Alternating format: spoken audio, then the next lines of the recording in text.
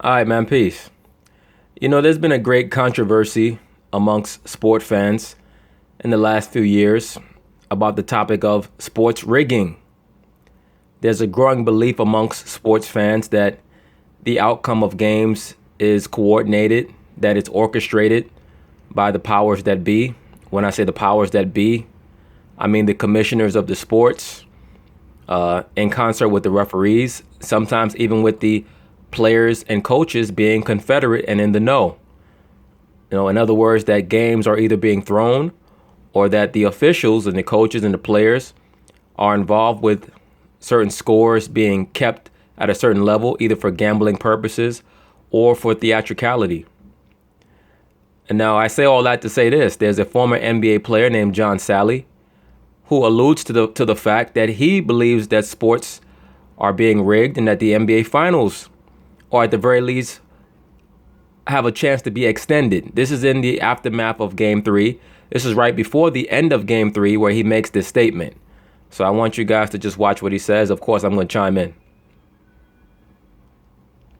Sports 7 here with Vin and Michael J. Balcon. Everybody knows when you're a sports fan and it's the playoffs, you can't turn your back on the game until the final buzzer goes off. Don't leave. Even when the people on the TV leave for the exits, you stay. Never. Well, fortunately, John Salley didn't abide by those rules last night because as Game 3 was ending and the Cleveland Cavaliers were up 113 to 109 with about 2 minutes left in the game, John Salley, who was watching the game at Craig's in West Hollywood, got into his car and left What a dummy. and was telling us how confident he is that the Cavs are going to win. Watch. What's up, man? You're not gonna watch the end of the game or what? I already know the plan. Well, what do you mean? There's like 3 minutes left.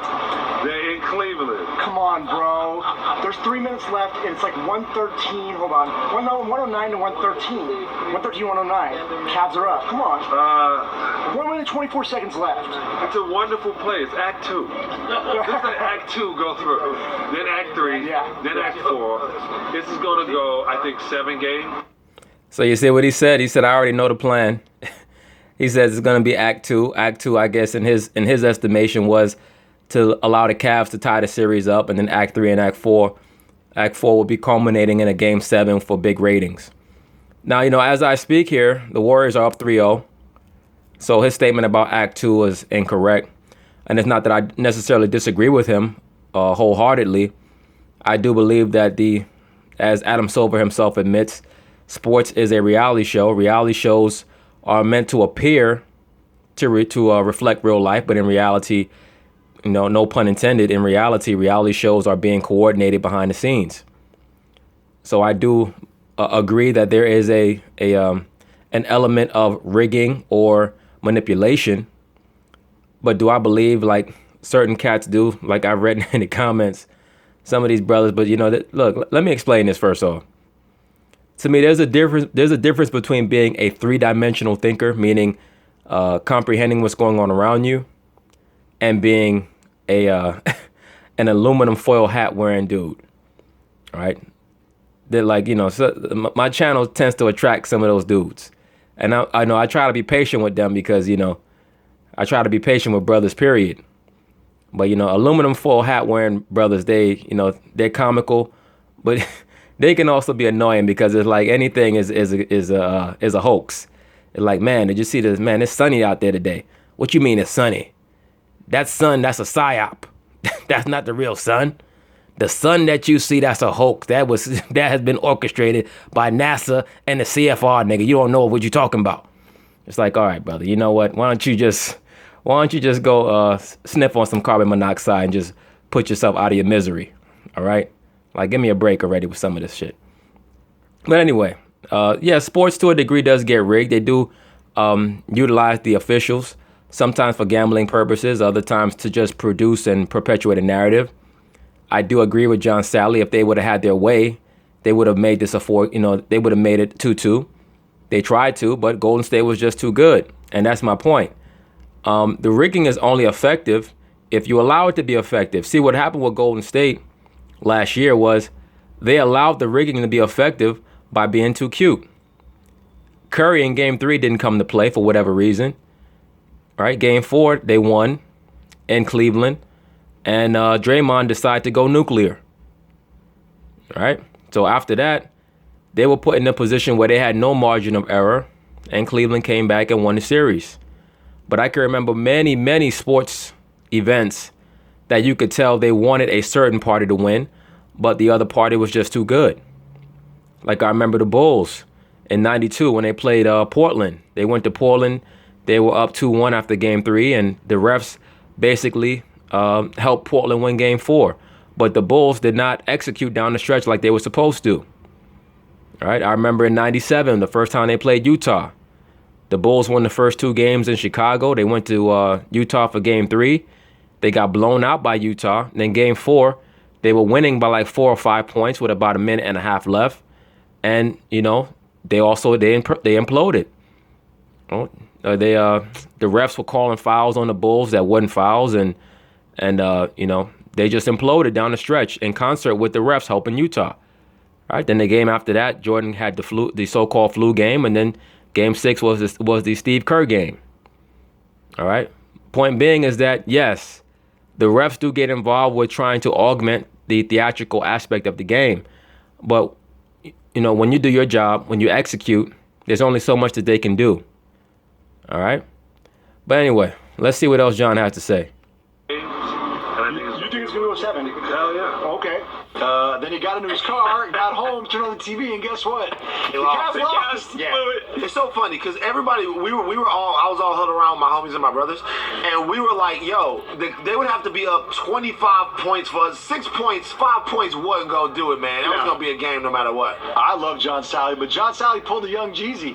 Young Jeezy did this during the Super Bowl. The Super Bowl. Remember this? Yeah. He really didn't do a Young Jeezy. What Young Jeezy did was, Young Jeezy was dumb enough to believe that the game was over.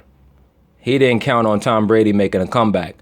John Salley left because he figured that the game was over because the refs were going to make sure that Cleveland went to the free throw line down the stretch. So in other words, he didn't anticipate LeBron being too tired to help the refs help him.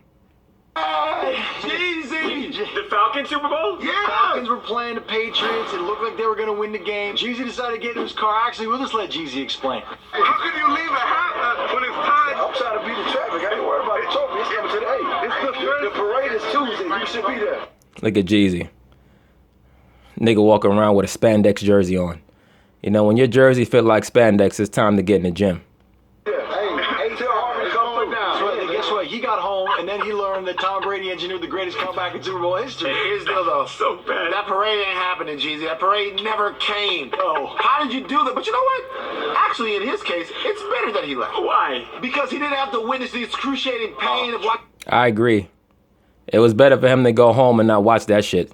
Cause woof, if I was somebody who was like a fan or a super fan, that's something, man. That's traumatizing. If you're one of these people who looks at sports teams like, you know, like you're going to church and all that other stuff.